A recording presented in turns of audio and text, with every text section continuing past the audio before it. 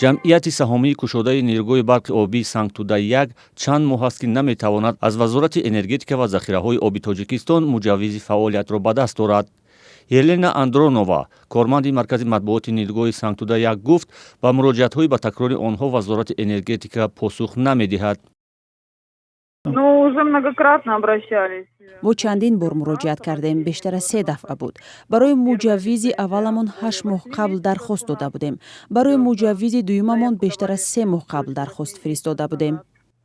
Вторая лицензия более 3 месяцев. ҷониби нерӯгои барқи обии Сангтуда-1 мегӯяд, мо сабаби таъхир дар додани муҷаввизи фаъолиятро намедонем.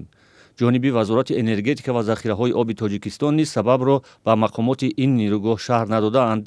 ҳамчунин барои таъхир дар додани муҷаввизи фаъолият, ҷамъияти саҳомии кушодаи нерӯгои барқи обии Сангтуда-1 ба Додистонии кулли Тоҷикистон муроҷиат кардаанд. ҷумъа Далер, вазири энергетика ва захираҳои оби Тоҷикистон, дар нишасти хабарии ин ниҳод дар шарҳи ин мавзӯъ чизи дақиқе нагуфт.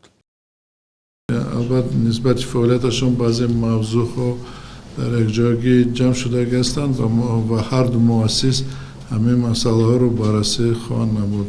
албатта ин протсесс аст, ҳозир ҳуҷҷатҳои дахлидор пешниҳод шуда гастанд ва ин мавзӯъ дар асоси қоидаҳои амалкунанда баррасӣ мешавад. ҳанӯз маълум нест ки чаро вазорат ба Сангтуда-1 муҷаввиз надодааст. масъулини ин нерӯгоҳ солҳост аз пардохт нашудани маблағи барқи тавлидшуда аз сӯи Барқи Тоҷик шикоят доранд.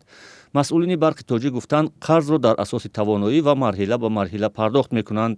ба иттилои Сангтуда-1 дар ним сол нерӯгоҳ дар ҳаҷми 1 миллиарду 376 миллион киловатт-соат нерӯи барқ тавлид карда ба ширкати Барқи Тоҷик интиқол додаанд.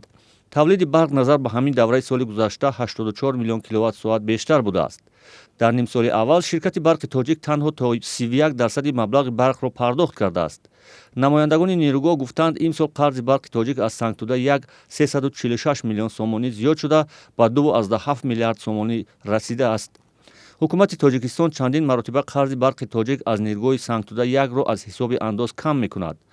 нерӯгои барқи обии Сангтуда-1 бо сармояи Русия дар дарёи Вахш сохта шуда, 75% саҳми он ба Русия ва 25% дигар ба Тоҷикистон тааллуқ дорад.